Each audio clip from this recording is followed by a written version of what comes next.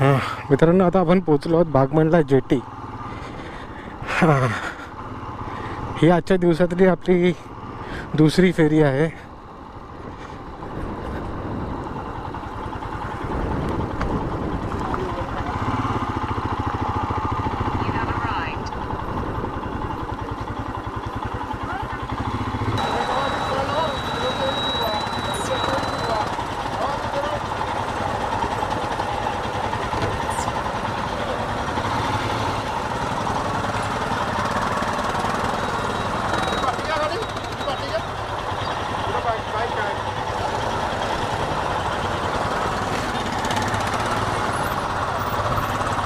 तर मित्रांनो, जेटीतून आपण वेसवेला पोहोचलो आणि आता आपण चाललो आहोत हर्णेला, हर्णे दापोली,